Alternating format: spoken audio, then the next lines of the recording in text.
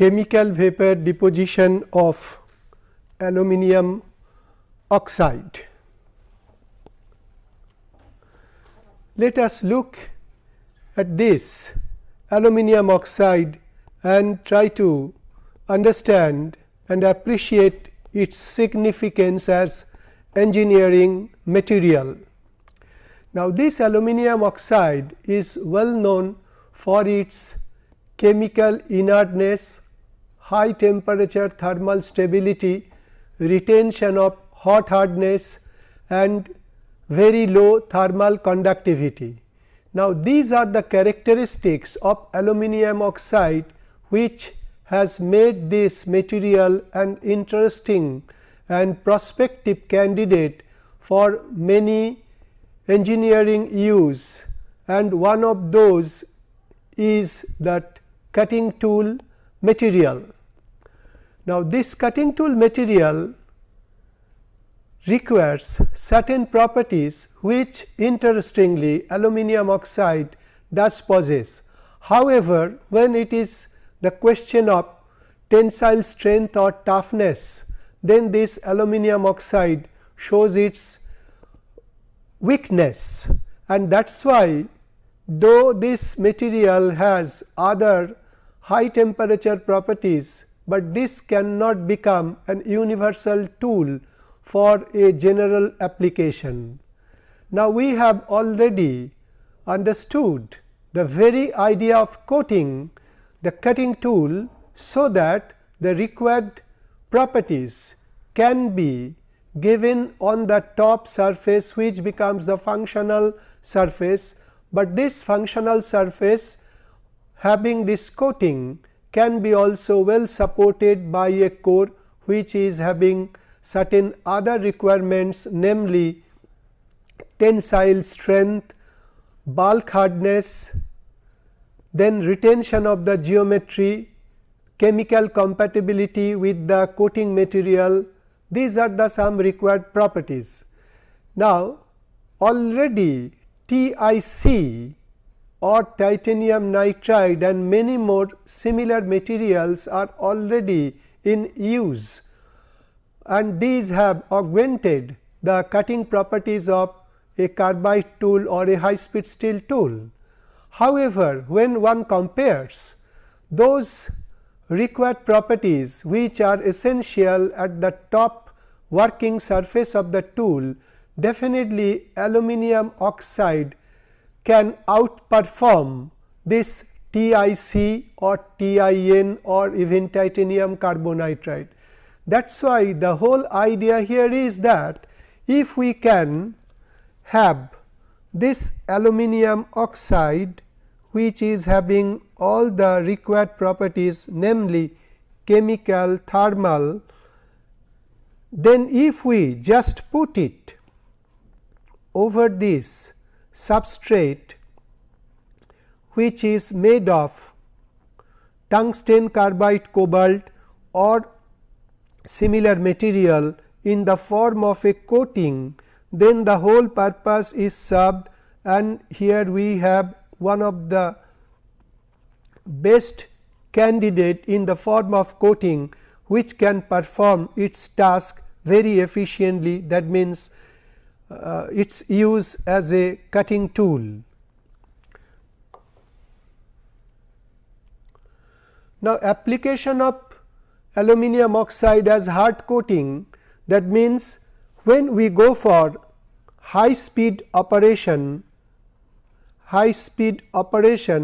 then actually this high speed is associated with high temperature, and it is actually the wear on the tool which matters most rather than any other mode of failure, and in this respect material which is at the top of the tool surface, it needs some very special characteristics which can enhance its wear rate, and that is exactly what we know as chemical stability. So, this chemical stability is very much associated with the free energy of formation of this particular compound, and in this case aluminium oxide has a clear edge over TiC or TiN, which are already two useful material as coating on the cutting tool. Now, this aluminium oxide need to be deposited on this substrate. Now, here what we can see that CVD can be a very good way of handling this coating technology and coating process. Now, in CVD we have a global reaction for deposition of aluminium oxide. The global reaction is something like this: AlCl3 plus H2O plus CO2, that should give Al2O3 plus CO plus HCl. Now, here this is gas, this is also vapor, this is deposited as solid and this too should escape as the gaseous reaction product. Now, this is the overall global CVD reaction. Now, here the main problem is how to get this aluminium trichloride. Now, this aluminium trichloride can be commercially available so easily. So, to get this work done, what is done, that aluminium trichloride has to be generated during this CVD process. Now, this global reaction can be also splitted into two reaction steps. That means, first of all, what happens, this H2 plus CO2 when admitted in the CVD reactor, it will actually transformed into water vapor H2O and CO. Now, this H2 and Cl3 plus this H2O. So, this aluminium trichloride will undergo hydrolysis, and with this hydrolysis Al2O3 will form and at the same time HCl will form. So, if we combine, this is one global, this is one reaction step, this is 3. So, when we put 2 and 3 together, then we get AlCl3 plus H2 plus CO2, that actually that moves in the direction of Al2O3, CO and HCl. So, these are the basics of this CVD principle for deposition of aluminium oxide. Now, here what we have mentioned, that production of AlCl3 is required, very much required, and to have that one has to go for this reaction. That means, this is actually aluminium cheap, plus here one has to pass HCl vapor, which is in the form of gas. So, this is solid and this will lead to AlCl3 plus H2O, H2 hydrogen, and to move this reaction in the forward direction, one can have a look into this Ellingham diagram. So, here we have, this is delta G0 T and this side is the temperature. So, here we have to see the equilibrium of AlCl3 with HCl.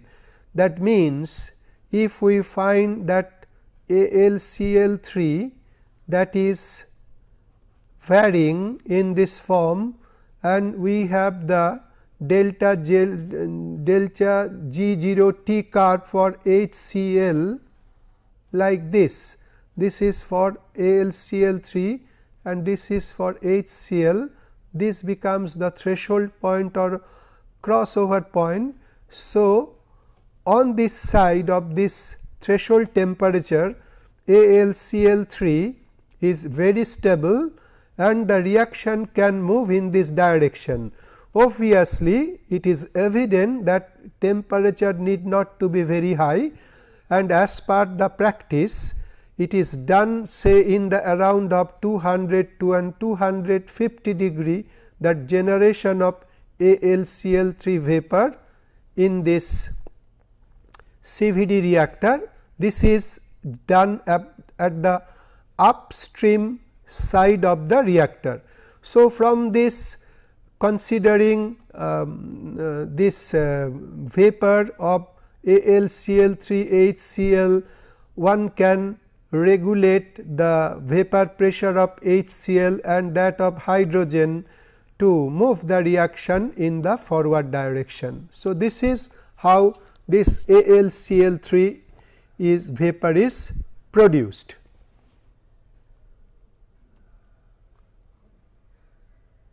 So, reaction for generation of AlCl3, that is already shown here. Now, what are those process parameters for this CVD of aluminium oxide? Now, when it is the CVD of Al2O3, so this side we want Al2O3, that means the yield of Al2O3, that means the growth in milligram per hour or micron per hour, that is one of the criteria which is an index of production rate, and this is the outcome with of course, the morphology of the coating, that means whether it is a coarse coating or a fine grain structure with a smooth surface or rough textured, then the density of the coating, these are the issues to be addressed, and this is very much associated with this Al2O3 coating. But on this side, the process parameters, one can look, this is as the temperature, then process pressure. So, these are the two things one should look in. However, in addition to that, since we have already noticed that it is carbon dioxide, CO2, hydrogen, these are admitted in the reactor maintaining certain temperature and pressure, plus at the same time we have aluminium trichloride vapor which is continuously generated and admitted.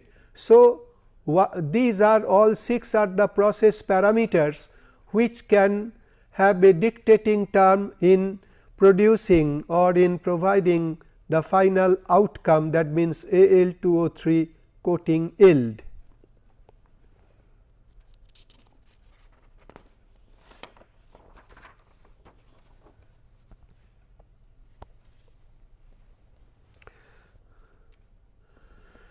Effect of partial pressure of aluminium trichloride. Now, this can be represented by this graph. This side we have partial pressure of AlCl3, and on this side that is called R, that is the growth rate in micron per hour. Now, here the nature will be more or less like this, and this curve that is applicable or valid for a particular value of partial pressure of hydrogen, and by changing this partial pressure of hydrogen, we can have different location of this curve, and it may also little bit changes its shape. For example, it can be something like this, it can change its peak position, and say these are 5 such condition, and 5 such condition means pH2 partial pressure of hydrogen is varied. Say for example, the total pressure, if it is 100 torr for example, this pressure can be varied say between say 10 to 90 torr. Now, the question is which one will be applicable for 10 torr or 90 torr. One thing we can look here, that this particular growth rate which is expressed in micron per hour, that will be given at a particular value of partial pressure of aluminium trichloride, and this is a very low value. It may start with say 0.5 torr, it can be 1, 2 and 3 something like that. So, it is 1.5. So, it is also an experience that at a particular value of PaLC3, this growth rate assumes very highest value, and on the two sides we have a very low value. Now, this can be explained by this fact that on this low side concentration of aluminium trichloride is quite low, which may lead to the low yield of aluminium oxide, which is given by micron per hour.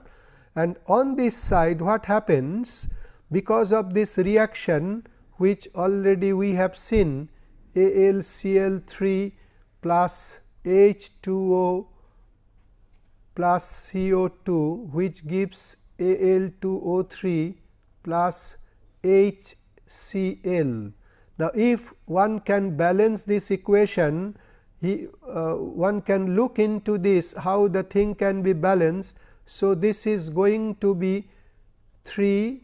So, this is going to be 6 HCl, and here we have CO also, and this is actually 3 CO, and here we have 3 CO.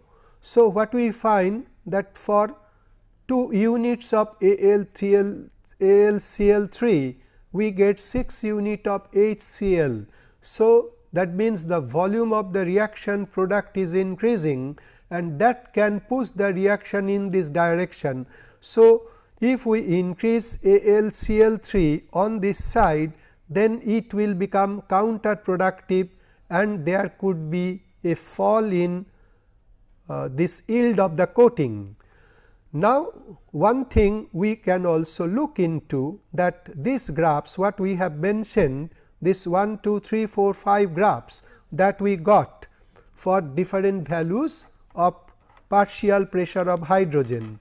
Now, say if it is 100 torr, in that case for example, and if we keep the partial pressure during this CVD around 1 torr, then obviously considering this reaction, that means this CO2 plus H2O, which gives H2O plus CO. That means, here one thing is also extremely important, that this production of water vapor. So, what we find, that this growth or production of water vapor, that would be highest when we take 1:1 ratio of hydrogen to carbon dioxide, CO2 and H2O 1:1. So, naturally what happens, if we keep the pressure around 50 torr, then we can get this curve. This curve we may expect, it is not unreasonable to expect such curve around 50-60. So, this can be also quite high, which is around 60. However, when we go either on a very high value of pH2, say for example 90, in that case this curve will shift its position and it can take up this position, or when we take pH2 as 10, then also we get a low value of this one, because in this case the yield of H2O will be less, because it is not 1:1. So, if we increase pH2, that means keeping the same pressure, CO2 PCO2 has to be automatically adjusted. So, whether it is pH2 is high means PCO2 is less, then this 1:1 condition cannot be maintained. Again, when we have partial pressure of H2 as 10, then PCO2 becomes quite high, that can't also give us 1:1 ratio, and in those conditions the process is not at all efficient and it leads to low yield. So, these are the two curves where the pH2 value will be either too low or too high, and this is more or less in the central position, about 50% of the total pressure, and it may be somewhere around 30-35 torr. So, this is a curve one would expect during CVD of aluminium oxide, just growth rate of aluminium oxide versus partial pressure of aluminium oxide.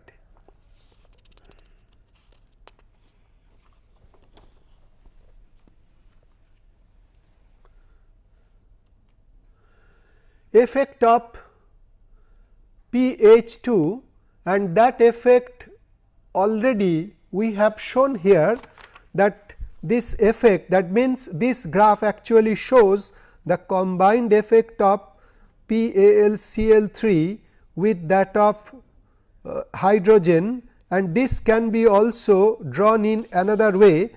That means, in this case what we can show here,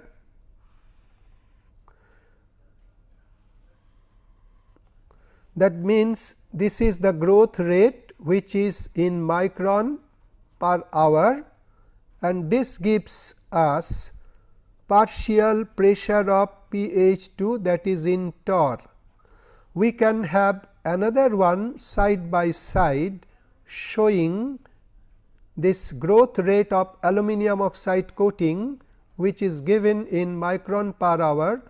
This abscissa is pH2, and here also we can draw, but only the difference is that in this case this graph is drawn for a particular PaLCl3 and this is for the temperature. That means, in this case what we see, if we have, say for example, this is around 1 torr, we can have variation which can be something like this. This is maybe 0.5 torr of aluminium chloride. Then we can also have with 1 with 2, with 3 and with 1.5. So, what we can see here, that this is with 1 torr of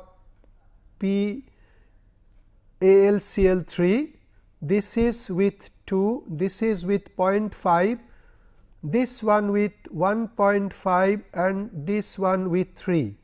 That means, as we increase or decrease the partial pressure of AlCl3, definitely the peak point gets shifted, and it is also the same fact that highest yield can be obtained at an intermediate value. and at the low end of this PCl3 or the very high value of PlCl3, then we can have a low value of the yield. Now, for the temperature, what we see here, that with this pressure, higher the temperature, higher is the growth rate, and this is actually the activation, and with this activation it is a temperature dominated reaction. So, naturally higher the temperature, the reaction rate increases, and as a result the growth rate is also increasing. So, this way we can also show that growth rate versus temperature, which is micron per hour, and this can be shown something like that, which goes exponentially, and here this temperature is in the order of about 1000 degree plus, maybe around 1100 degree centigrade, and in this case the rate of yield of this coating or the growth rate attains a very high rate, and it goes at a very faster rate. Another illustration can be also shown here, micron per hour on one side, and in this case this is the temperature, this is actually 1 upon T, and in this case what we see, we can get a series of curve something like this,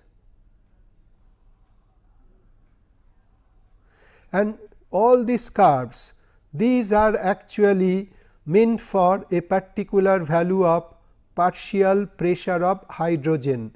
As we have seen here, that a particular partial pressure of hydrogen, which is around middle of the total pressure, and there we see the highest possible production of water vapor, which can be quite effective in pushing the reaction in the forward direction.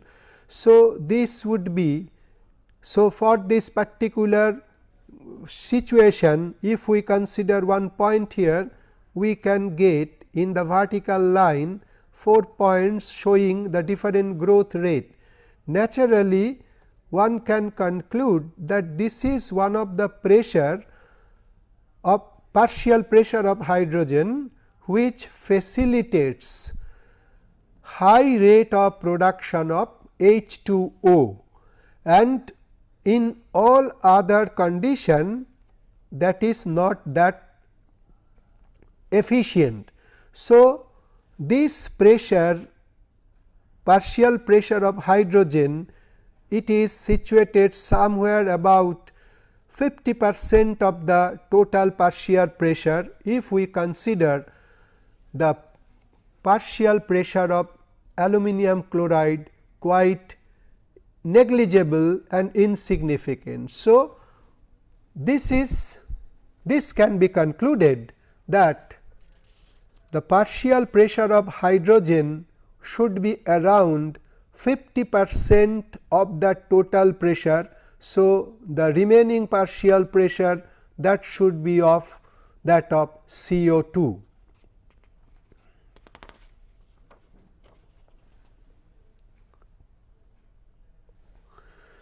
Now, here one thing is also important, that aluminium oxide, that is the CVD product. Here this coating is a CVD product. Now, in this case what happens, that the fineness of the structure, to get a finer structure of this is very important. Now, in this issue, that generation or production of water vapor, production of H2, that has a decisive role, production of H2O, and that is given by what we call supersaturation.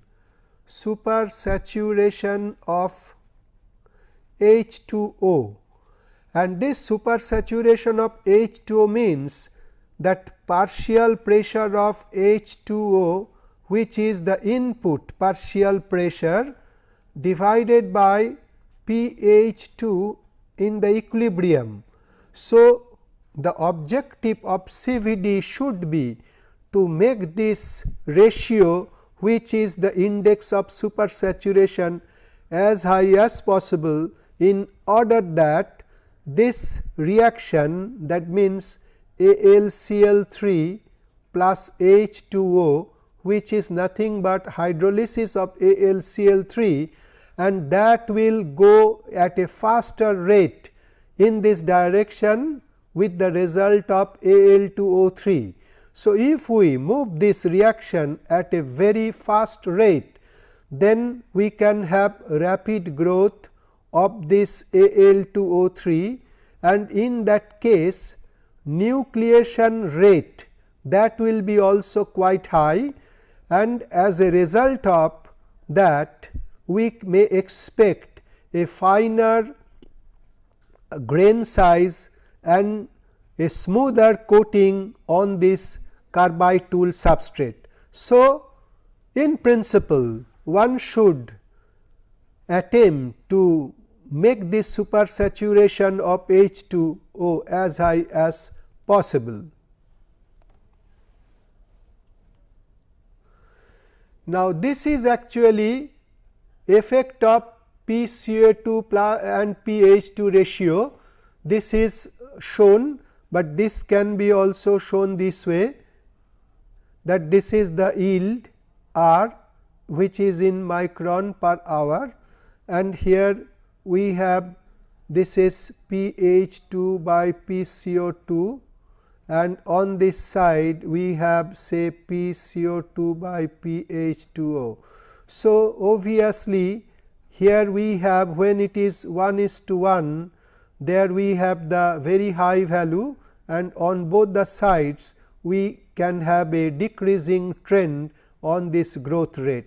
So, that we can see as the effect of this ratio. So, this ratio should be ideally 1:1 partial pressure ratio to have highest production of H2O, and this will lead to faster growth rate of Al2O3. Effect of temperature.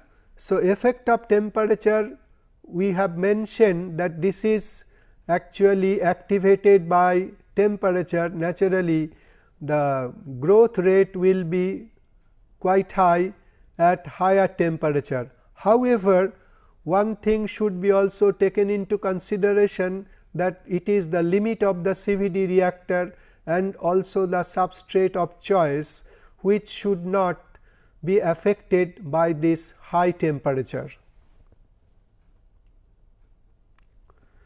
This is effect of total process pressure. Effect of total process pressure.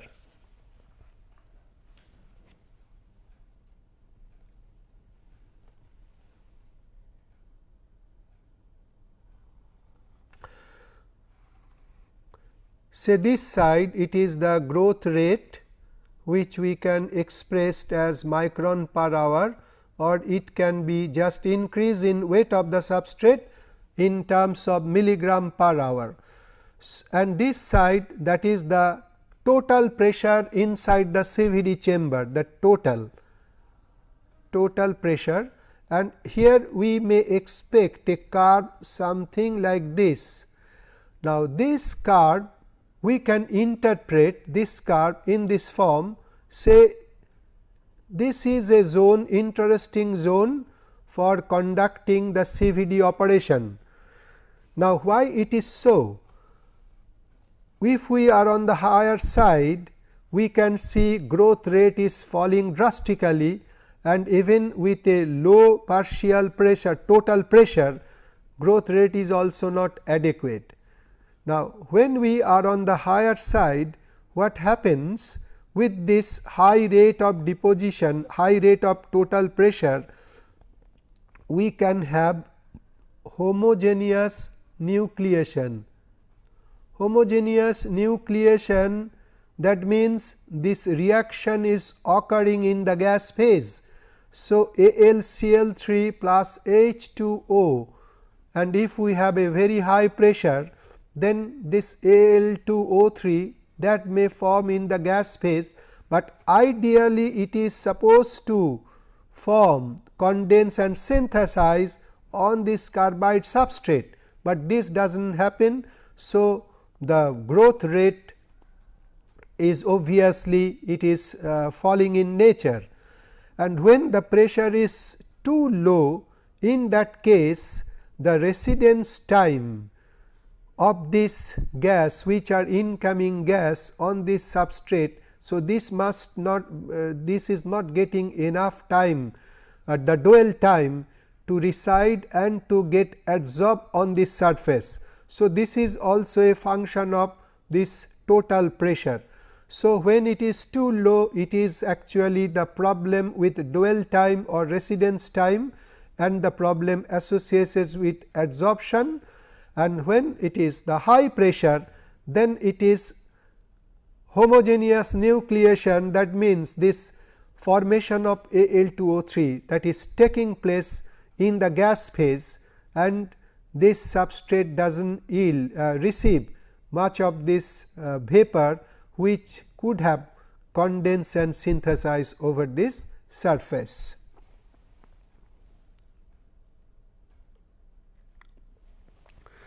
Now, there how this CVD is conducted.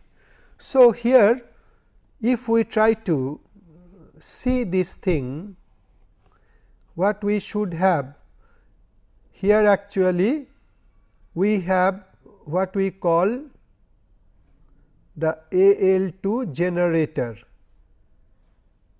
This is actually aluminium chip. Aluminium chips are placed here, that means this vessel is filled with aluminium chip, and from this side it is H2O plus HCl, that mixture that is being fed, and here we expect AlCl3 to form, and this will be fed in the CVD reactor, and this is actually the CVD reactor.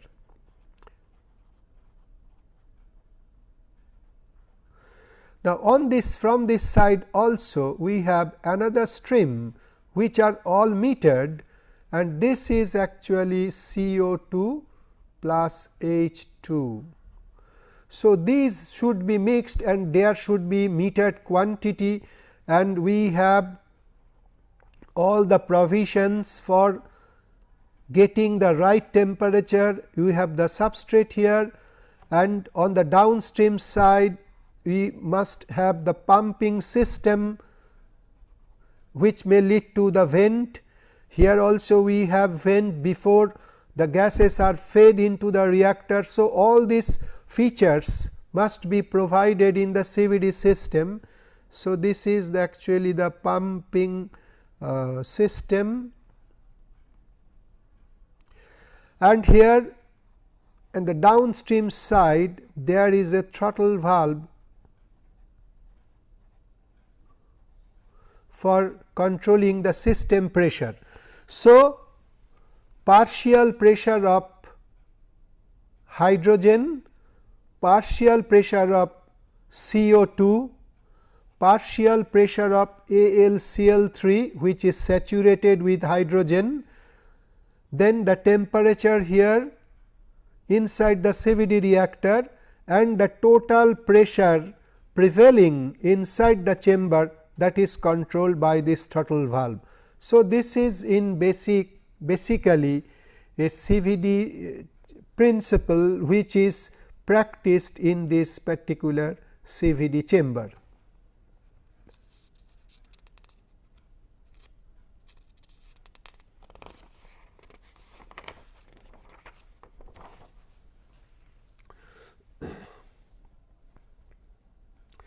Now comes very important issue, that means influence of the substrate. Now, we see that this aluminium oxide coating happens to be one of the very prospective candidate to be used with tungsten carbide substrate, that means what we call cemented carbide substrate, and this is going to be straight in a cutting tool and which can be used with a higher process parameter, that means higher cutting velocity. So, that is the aim of the whole work, to have this coating on cemented carbide substrate. Now, this cemented carbide substrate is a very successful substrate when it is TIC or TIN. For that, this is a very good candidate, but when it comes to deposition of aluminium oxide on this cemented carbide substrate, we find lot of difficulties. Now, what are those difficulties? Let us look into detail. So, it is actually CVD of aluminium oxide on this cemented carbide substrate. Now, before we go to this intermediate layer, let us try to understand the basic problem with this cemented carbide. It is actually a composite structure, consists of cobalt, and without this cobalt it will be extremely difficult to hold this carbide grains, whether it is WC or TIC, TSC together. So, existence of cobalt, that is a must for this carbide to give the adequate toughness. However, when it comes the question of AlCl3 or HCl which are fed and which will be deposited, which will adsorb on the surface, there is every chance that this AlCl3 attacks the surface cobalt, leading to cobalt chloride. In some extreme situation, this HCl can also chemically dissolve cobalt, leading to this cobalt chloride, and when this, whether it is a reaction product of CVD or the reactants of CVD, if they really attack the substrate surface, then the whole purpose is lost. So, the thing what one should go or do is how to suppress this cobalt, and if one try to deposit aluminium oxide, then what happens, that we have a non-uniform coating, the coating is not uniformly covered, you have discrete some island which are certain favorable sites where the coating may grow, but it is unpredictable, unreliable. So, one comes to an immediate conclusion that with such an existing substrate, this deposition of aluminium oxide, we have great difficulty, apart from the mismatch with alpha value, E value and other issues. So, it is just the interference of the chemical reactants with the substrate surface that becomes the root of the problem. So, what is done in this case? It is an intermediate layer of TIC that is put over this surface. So, that means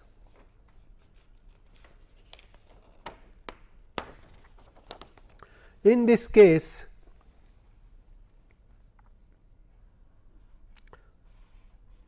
this is the cemented carbide,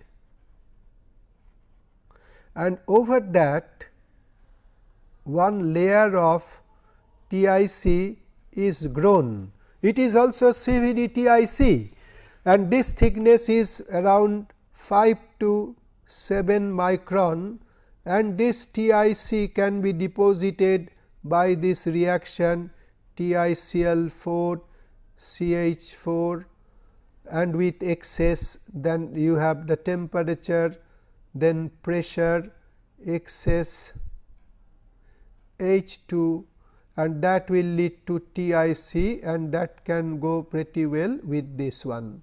And over that over this AlCl3 plus H2O, that vapor that will come, and if we follow the global reaction, that means all this thing AlCl3 plus H2O plus CO2, the whole mass that arrives here, and that is on TiC coating. So, this Al2O3 which is formed, that is actually condensing. So, it is adsorption, then this condensation of Al2O3, nucleation of Al2O3 and growth of Al2O3. So, this way actually the substrate cobalt is suppressed in this case, and we can expect a good coating with much better uniformity, better smoothness, even improved adhesion, and that will be reflected in its performance during actual machining task. So, this is one way of handling the problem just by depositing one layer of TiC, it is by CVD.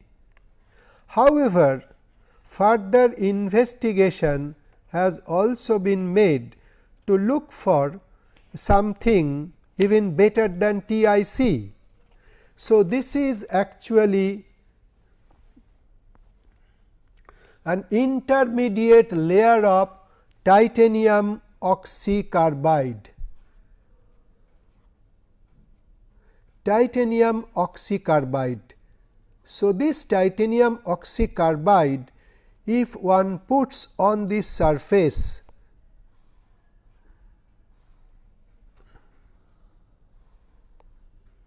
this is cemented carbide and this is a layer of titanium oxy carbide, and this x and y can vary, one can vary this value of x y, but there is an optimum value of x and y which leads to one of the best deposition of aluminium oxide over this surface, and it has to be, it must be mentioned that this aluminium oxide, that is just in the order of 1 to 2 micron, and with this 1 to 2 micron the performance of the tool can be remarkably increased in comparison to a monolayer coating of TiC. So, if we have here TiC, and if we have, which is also say 5 to 7 micron thick, but over that, instead of that, if one can put this titanium oxy carbide, and that is the intermediate layer, and over that if we have 1 to 2 micron thick aluminium oxide coating, then this coating material, it is now behaving like one ceramic tool. It is not exactly the ceramic tool where we have aluminium oxide as the solid piece, but here we have the tool, basically it is cemented carbide, but over that we have the intermediate layer and followed by one aluminium oxide layer. So, this aluminium oxide ceramic has low toughness, but this carbide can compensate for that, and it has this less tensile strength, which can be also well taken care of by this carbide, but and at the top we have aluminium oxide. So, it becomes the functional surface behaves almost like the surface of a ceramic tool, and that is why its capability is enhanced in a few order of magnitude, and that is why this becomes one of the high performance cutting tool. So, this aluminium oxide coating can be put on this titanium oxy carbide.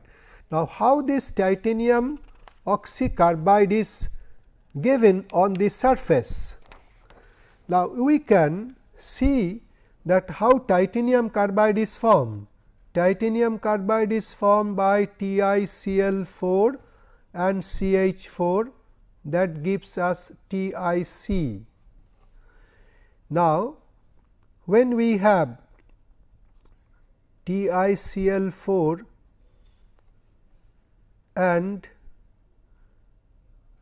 this here, to get this TiCl4, if we have H2O, that can give us TiO, and this H2O is can be obtained from this reaction. So, this is 1 and this is 2, but to get this H2O, one has to also conduct this reaction, that means CO2 plus H2O, that gives us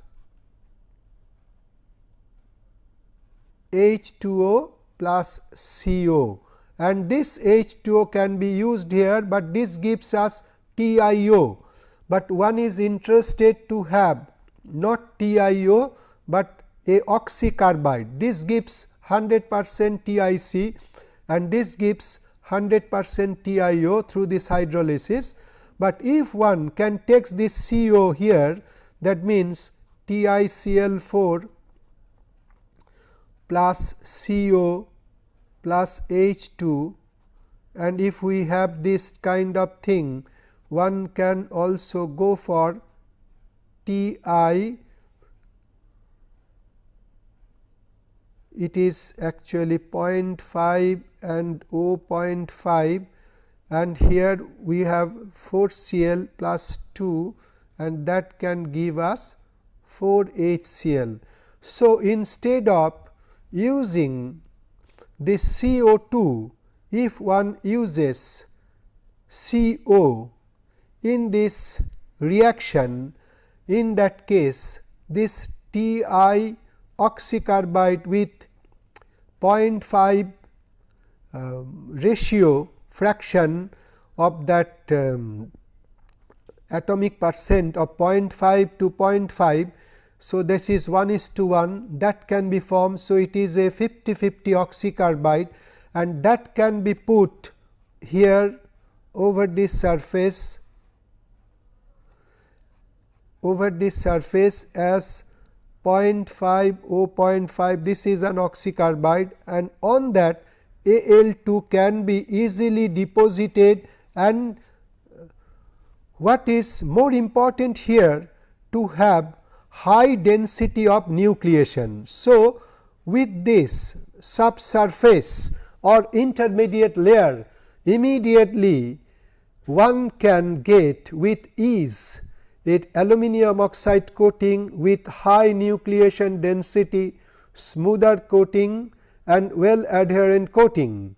And this coating, in comparison to a coating which is deposited on TiC, they can show their difference in performance, and it is mostly the resistance to wear, that means with a high degree of adhesion and with a high degree of density and with a high fineness of the coating. All the required qualities of the coating can be obtained just by putting a intermediate layer of titanium oxy carbide. So, this is one of the step in synthesizing aluminium oxide on tungsten carbide, cemented carbide, because the deposition of aluminium oxide by CVD.